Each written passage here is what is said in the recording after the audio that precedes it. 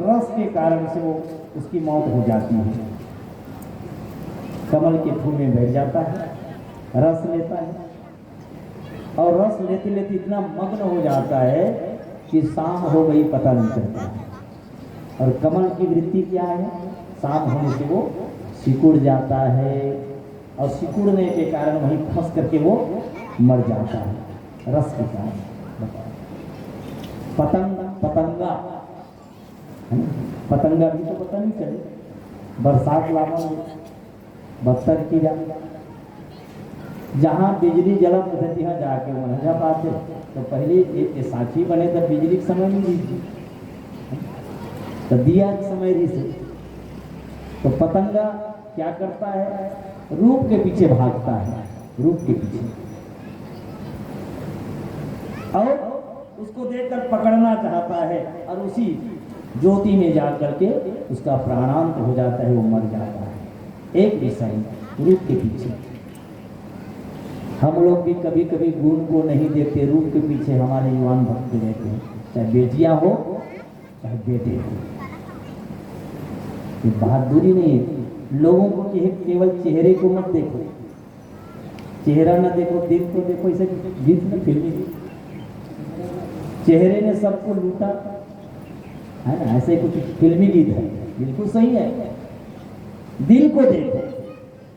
अब चेहरे के पीछे भागते हैं, बाद में पता चलता है कि दुख हो गए।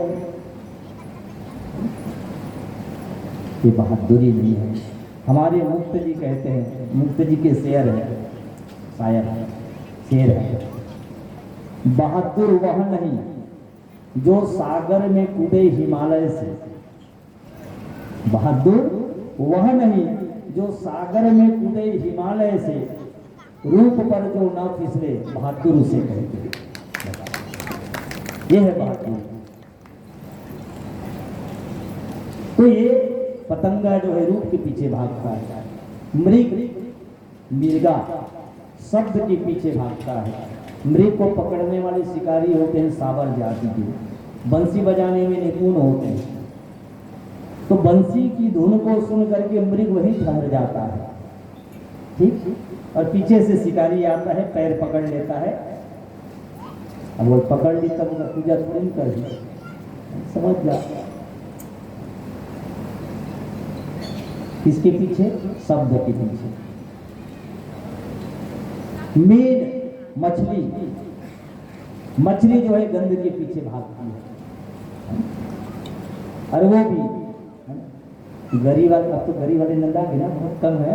आप क्या हैं, अगर एक आध थोड़ी होता है ऐसे। तो मोर एक निवेदन है, कतरो मन बड़ा गड़बड़ करते भाई। गरीब खेलों में गरीब खेले मना नहीं कर सकूँ, मोर अधिकार नहीं है, पर एक चीज परहेज जरूर करो। कतरो मन गेंगड़वा उन्हें गुड़ देते कि ये अपराध बात है, हो ना, ऐसे नहीं करना चाहिए। अब ले बता, अब वो गेंगड़वा मछली खाई और मछली से गेंगड़वा कहूँ खावे तो बने का है। तेकर सदी आटा रखे करो, आटा जन जन अपन यदि गरीब खेले जात हो गीता भैया बना, तो निवेदन है वो गरी में आटा रखे करो कम से कम। ये मछली गंध के पीछे भागती है और उसका प्राणांत हो जाता है। वो गेंगड़वा को उठाए रहते थे, कहते ये मछली मता पे मोर खाती थी, मोर से पीते मता काबर ऊपर में बैठे तो पीता, तोड़ से पिओ डाल बैठे ते मोला जमावे तो वो तोला नहीं छोड़ एक से कहते दूरिया चला, लेकिन मान ही था है? और ऐसे ही हाथी, हाथी जो है स्पर्श के पीछे भागता है और पकड़ा जाता है एक एक विषय में। तो कबीर साहब कहते हैं, कबीर तिनके कवन गति जिनके लागे, पांच विषय हमारे अंदर में है, उसकी क्या गति होगी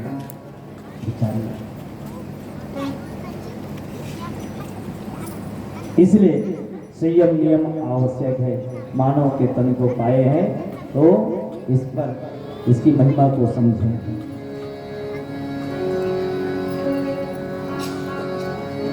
माटी के तन भर तोला गत का गुमान, माटी के तन भर तोला गत घुमावे, धन दौलत माल खजाना नहीं जाए साथ में, माटी के तन पर तोला कचरा घुमावे, माटी के तन पर तोला कचरा घुमावे।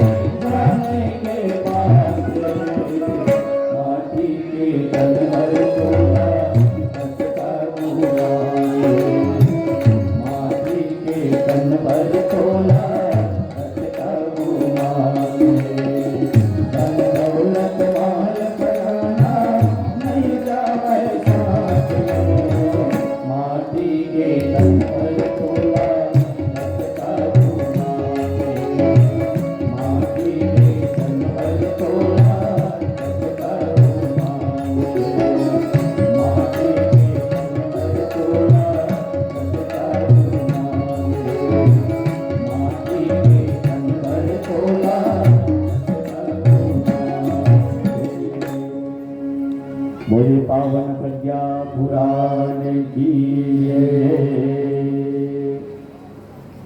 इसलिए द्वितीय खंड में स्वरूप ज्ञान के संबंध में ज्यादा चर्चा है। एक शेर का शावक गीदड़ों की टोली में वो मिल गया, गीदड़ के साथ, सियार के साथ। अब उसका रहन सहन, बोलना चालना गीदड़ों की तरह। एक दिन की बात है, अब स्वभाव ही वैसी हो गए। अब उसको पता भी नहीं बेचारे कि वो शेर है, पता ही नहीं। अब एक दिन जंगल का राजा शेर आया, शेर को देखकर गीदड़ भागने लगे, तो शेर का शावक भी भागने लगा अपनी बिरादरी के साथ में। अब वो जंगल के राजा शेर को आश्चर्य हुआ अरे मुझे देख करके गीदड़ भाग रही है, बात ठीक है कि हमारे बिरादरी का आदमी शेर क्यों भाग रहा है? गीदड़ों को तो बाद में देखूंगा, इसको पहले देख लूं। और दौड़ करके उसी को पकड़ा, पीछे से पैर पकड़ा। अब वो गिड़गिड़ाने लगा, छोड़ दो राजा साहब, छोड़ दो छोड़ दो। मिमियाने लगा गीदड़ों की तरह। शेर कहता है चुप, मुंह बंद कर। बेवकूफ, तू कौन है पता है? बेटा तू गीदड़ नहीं है, तू शेर है। नहीं नहीं छोड़ दो, चुप। और खींचते हुए उसको पानी के पास ले गए और पानी में ले जा करके ऐसे सिर को पकड़ करके दिखाया, देख तू मुझे देख पहले, मैं कैसा हूं और तू कैसा है। जैसे मैं हूं वैसे तू है। बेटा बोले दहाड़ दहाड़ की, और तू जंगल का राजा है। और जंगल का राजा गीदड़ जैसे सड़े हुए मांस नहीं खाते, वो तुरंत शिकार करता है, पेट भरता है। तब उसको अपनी शक्ति की जानकारी हुई और दहाड़ने लगा, गिद्दड़ों की संगति को छोड़ करके शेर के साथ घूमने लगा। हम भी कोई सामान्य आदमी नहीं है, आप शेर के बच्चे हैं, सब शेर के बच्चे हैं। तो काहे को गीदड़ जैसे जिंदगी जिए, जिल्लत की जिंदगी जिए? अरे इंसान है यार, इंसान जैसे जिएंगे। किसी ने बहुत अच्छी बात कही है, न हिंदू बनेंगे न मुसलमान बनेंगे, इंसान की औलाद हैं, इंसान बनेंगे। हम इंसान की तरह जिंदगी जिए। इंसान इसलिए कहा जाता है कि आपके अंदर भी इंसानियत है, और इंसानियत ही ना हो तो काहे को इंसान है? जिस विशेषता के कारण से इंसान कहा जाता है, वो विशेषता आप में ना हो तो कहलाने लायक है क्या हम? बिल्कुल नहीं। तो अपनी शक्ति को जानने की जरूरत है। ये आत्मा के जागरण के समय है, और आत्मा के स्वरूप को हम समझे। हम बड़े बड़े विद्वानों के जीवन से सीख सकते हैं। मूर्खता होती है संगत के कारण, पारिवारिक कुछ पीछेपन के कारण हो जाती है मूर्खता। कालिदास जो महान हुआ, पहले की जिंदगी क्या थी उसकी है? उसको तो इतना अक्ल नहीं था, उसकी बुद्धि नहीं थी कि कहाँ खड़ा है और किसको काट रहा है। डाली होती है ना, पेड़ की डाली ऐसी, ये पेड़ की डाली है और इधर खड़ा है और इधर को काट रहा है, क्या होगा? क्या होगा? जिस पेड़ की डाली पर वो खड़ा है उसी को काट रहा है, तभी कालिदास को मूर्ख कहा गया है ना। तो किसी संत ने बताया, अरे मूर्ख क्या कर रहा है? तो जिस डाली पर तू खड़ा है उसी डाली को काट रहा है, तो क्या होगा इससे? अरे बेवकूफ, ये पेड़ कटेगा, डाली कटेगी तो तू गिरेगा डाली के सामने, मर जाएगा, हाथ पैर टूट।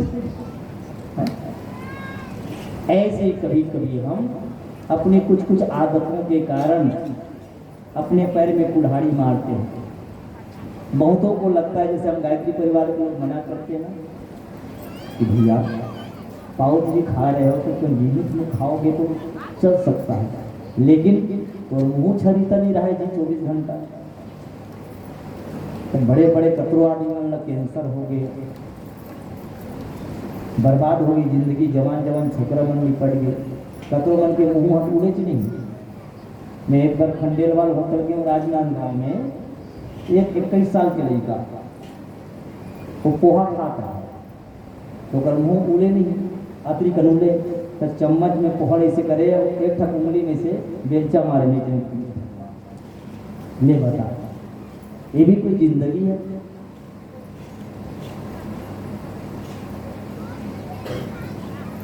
तो हम गलत आदतों को जब छोड़ते चले जाएंगे, अच्छी आदतों को जीवन में धारण करेंगे, तो हमारे ही जीवन का तो कल्याण होना है क्या? हम ही तो बरकत करेंगे क्या? हम ही आगे बढ़ेंगे, विवेक के साथ में हम जीवन जिएंगे। जिसके पास में विवेक रूपी धन होता है, हर परिस्थिति में वो शानदार जीवन जी लेता है। हर परिस्थिति में शानदार जीवन जीता ऐसा। एक देश का नियम था कि जो इस बिहड़ जंगल वाला प्रदेश है, तो वहां का नियम कानून क्या था पूरे राज्य का कि इस राज्य का जो राजा बनेगा वो 10 साल तक तो राज करेगा, और 10 साल राज करने के बाद में उस राजा को 10वें 11वें साल में 10 साल पूरा हो जाने के बाद में बिहड़ जंगल में छोड़ दिया जाएगा, जहां पर हिंसक प्राणी हैं और ऐसे कई काल के गाल में समा गए थे। अब वहां राजा बनने के लिए लोग डरने लगे, क्योंकि जानते थे कि अब राजा बनना है माने 10 साल बाद कि तीसरी रेवा खंड लोगों को मनाना पड़ता था। जो तय कर लेता था कि ठीक है भैया 10 साल तक जीना है, उसके बाद में जाना है, वही राजा बनता था। लेकिन एक पढ़ा लिखा विवेकी आदमी राजा बना, कोई तैयार नहीं थी। वो नौजवान तैयार हुआ, मैं बनूंगा राजा, पर एक निवेदन है, क्या मुझे किस जंगल में ले जाना होगा ये पहले से बता दो। जैसे 10 साल पूरा होगा, 10 साल पूरे होने के बाद में किस बिहड़ जंगल में छोड़ोगे ये बता। तो बोले कि ये सतपुड़ा जंगल है ना, अमुक वाला जंगल में आपको छोड़ेंगे। बस हो गई बात। अब वो क्या किया पता है, विवेकी आदमी है, ये राज चलाते चलाते धीरे धीरे उस बिहड़ जंगल में है ना रास्ता बनाने लगा, घर बसाने लगा, तालाब जो है निर्माण करने लगा, कुआं खोदाने लगा, और ऐसे बगीचा, मंदिर और जो जो चाहिए एकदम तैयार करके रखा हुआ था। कितने साल के अंदर में? 10 बरस के अंदर। और मजे की बात, यहाँ राज पूरा करने के बाद वहाँ छोड़ा गया, वहाँ जाकर लोग देखे, जब देखा तो वहाँ पर तो बिल्कुल है जैसे खांडव प्रस्थ को इंद्रप्रस्थ बना दिए पांडव लोग, वैसे बिल्कुल एक राज तैयार वहाँ पर है, और वहाँ जाकर के वहाँ का राजा बन गया। देखो ये है विवेक, वहां का राजा बन गया। तो ऐसे ही हम बुद्धि का इस्तेमाल करें। यद्यपि भगवान की माया हमको चौंकाती है, भगवान की माया हमको चौंकाती है, लेकिन भगवान की माया से बचना है तो उपासना करें। भगवान के सानिध्य में रहेंगे तो भगवान की माया कुछ नहीं करेगी। भगवान से दूर होंगे तब तो माया हमको परेशान करेगी। और कहते हैं क्या, उस मायापति की लीला ने कैसा सबको भरमाया है, कैसा सबको भरमाया है, कैसा सबको भरमाया है। भूल भुलैया में भटका माना कुछ समझ न आया है। भूल भुलैया में भटका माना कुछ समझ न आया है। छूट कर कर्म करने की पर भगवान हमको जन्म तो दिए हैं, पर कर्म करने की छूट भी तो दिए हैं कि हमारे अपने ऊपर है। इसलिए परम पूज्य गुरुदेव के सद्वाक्य हैं, मनुष्य अपने भाग्य का निर्माता आप हैं, आप है। छूट कर्म करने की पर परिणाम हाथ में रखता है, परिणाम हाथ में रखता है, परिणाम हाथ में रखता है। जैसा कर्म करे जग में वैसा फल भी सकता है, जैसा कर्म करे जग में वैसा ही फल सकता है। छूट कर्म करने की पर कर्मण्येवाधिकार से मां फलेषु कदाचन। भगवान ने कर्म करने की छूट दी है, लेकिन फल को अपने हाथ में रखा है। लेकिन क्या हम सही कर्म करेंगे, भगवान हमको गलत परिणाम देंगे क्या? बिल्कुल नहीं। कर्म फल का सिद्धांत है, गीता में कहा गया है, गहना कर्मणो गति। जो जैसा कर्म करेगा उसको वैसा ही फल भोगना पड़ता है। हाँ? और कर्म की गति बड़ी न्यारी है। अब इसको तो भगवान को भी भोगना पड़ा और भगवान के बाप को भी भोगना पड़ा कि नहीं पड़ा? और तब कबीर साहब कहते हैं, कर्म गति तारे नाही करे जी, कर्म गति तारे नाही, कर्म गति तारे नाही करे जी, कर्म गति तारे नाही, कर्म गति तारे नाही करे जी, कर्म गति तारे नाही। गुरु वशिष्ठ महामुनि ज्ञानी सोधी सोधी लगी धरे, गुरु वशिष्ठ महामुनि ज्ञानी सोधी सोधी लगी धरे, सीता हरण मरण दशरथ के, सीता हरण मरण दशरथ के, बन बन विपत पड़े जी, कर्म गति तारे नाही करे, कर्म गति तारे नाही करे जी, कर्म गति तारे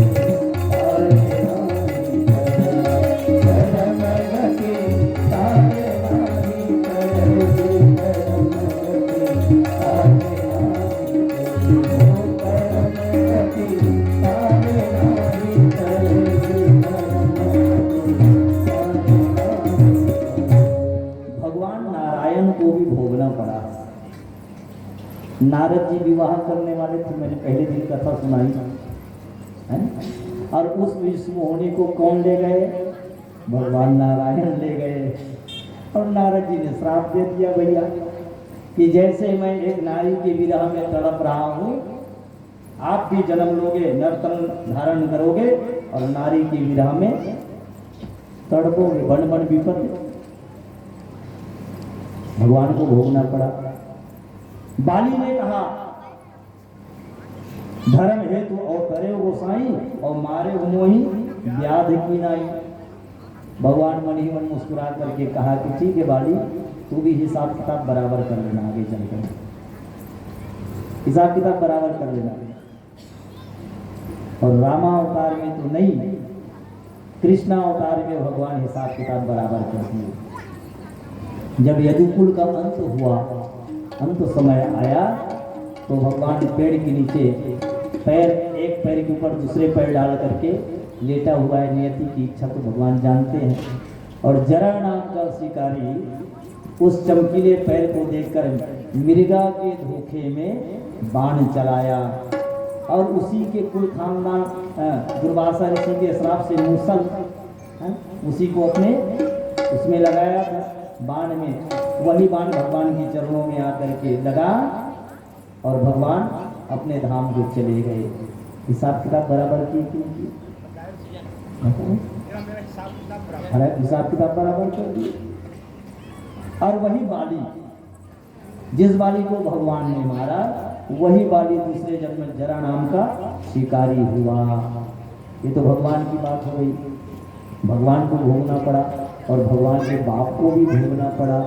महाराज दशरथ है ना, श्रवण कुमार को धोखे से मारा, क्योंकि शब्द भेदी बाण चलाने की उसके पास में कला थी, धोखे से मारा था। देवव्रत और माता उत्तरा जो अंधी अंधा थे, उन्होंने श्राप दिया कि जैसे पुत्र के वियोग में महाराज हम प्राण तज रहे हैं, तुम भी पुत्र के वियोग में प्राण तजोगे। सीता हरण मरण दशरथ को। और जब भगवान राम का वनवास हुआ, आप जानते हैं, राम राम कही राम कही, राम राम कही राम, तन परिहरि रघुवीर बिरहु राव गए सुरधाम। महाराज दशरथ को भी भोगना पड़ा, तो क्या हम बच सकते हैं क्या? इसलिए कर्मों के फल से कोई बचा नहीं है। कर्मों के फल से न बचोगे, चलना बहुत संभाल के। अभी भी समय है हम लोगों के लिए, अभी भी समय है। हम जीवन की गाड़ी को बिल्कुल हाईवे में ला कर चलें। एक्सीडेंट ना हो। कर्मों के फल से न बचोगे, चलना बहुत संभाल के, अभी समय है अभी बदल लो तेवर अपनी चाल के, अभी समय है अभी बदल लो तेवर अपनी चाल के। कर्मों के फल से न बचोगे, कर्मों के फल से न बचोगे, चलना बहुत संभाल के, अभी समय है अभी बदल लो तेवर अपनी चाल के, अभी समय है अभी बदल लो तेवर अपनी चाल के। आरती से बात कर रहे हैं आप।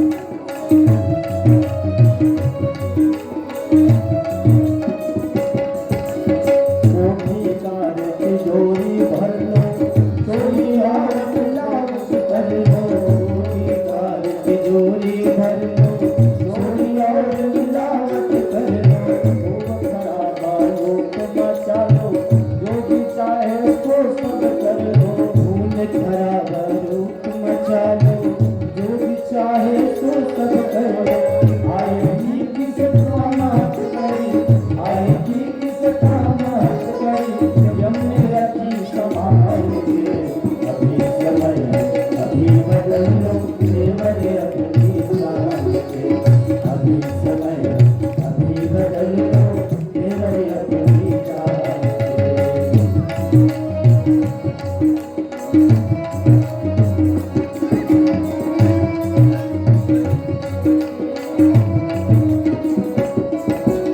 बुरे काम का बुरा नतीजा, एकादशी रहो या तीजा, बुरे काम का बुरा नतीजा, एकादशी रहो या तीजा,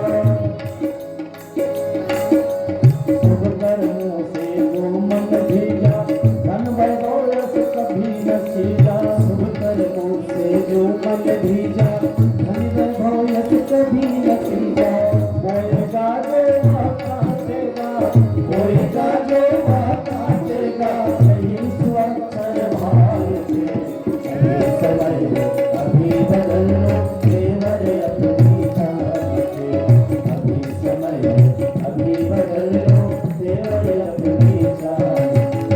कर्मों के फल से न बचोगे, कर्मों के फल से न बचोगे, चलना बहुत संभाल के, अभी समय है अभी बदल लो तेवर अपनी चाल के, अभी समय है अभी बदल लो तेवर अपनी चाल के, अभी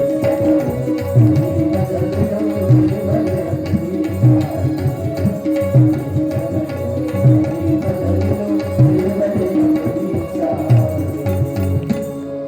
बोलिए सदगुरुदेव भगवान की जय। अब समय पूरा हो रहा है, आज की कथा यहीं विराम लेती है, पर हमारा निवेदन इतना होगा, आप सभी के चरणों में जो जो बातें गुरुदेव की कृपा से आपके चरणों में कही गई है, जो हमारे अपने लायक हो, जिससे हमारे जीवन में कुछ परिवर्तन हलचल हो सकता है,